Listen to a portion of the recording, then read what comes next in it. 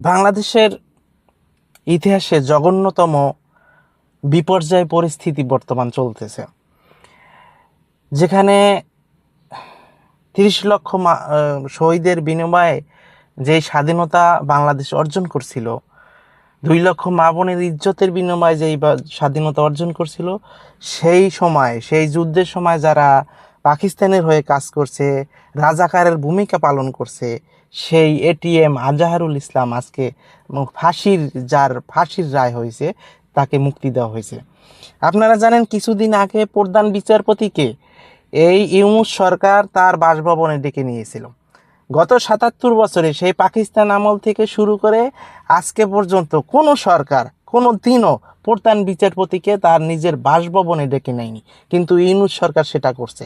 ইউনূস সরকার এইটা করার পরেই যে আপনার এই যে আজহারুল ইসলামকে মুক্তি দেওয়া হয়েছে, যে ফাঁসির আসামি, যে নাকি কয়েক হাজার মুক্তিযোদ্ধাকে হত্যা করছে, কয়েক হাজার গ্রামবাসীর ঘর বাড়ি জ্বালাই দিয়েছিল এই আজহারুল ইসলাম। আজকে এমন পরিস্থিতি চলে যেখানে সেই 71-এর সময় সাহসী ভূমিকা পালন করছিল, যারা অস্ত্র কাঁধে নিয়ে পুরো 9 মাস যুদ্ধ করছিল, সেই সময় সেই ভূমিকা যারা রাখছে তাদেরকে, সেই মুক্তিযোদ্ধাদেরকে জুতার মালা গলায় পরাইয়ে হাঁটায়।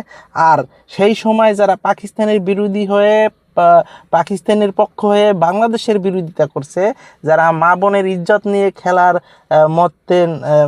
মত্ত ছিল, যারা এর নির্দেশদাতা ছিল, তারা সেই এটিএম আজহারুল ইসলাম রাজাকার বাহিনীর প্রধান, তাদেরকে মুক্তি দেওয়া হয়েছে এবং তাদেরকে মঞ্চে ডেকে নিয়ে ফুলের মালা দিয়ে বরণ করা হইতেছে। আজকের এই পরিস্থিতি বাংলাদেশে চলতেছে। সেই জন্য আমি বললাম যে ইতিহাসের জঘন্যতম বিপর্যয় পরিস্থিতি বাংলাদেশে বিরাজমান।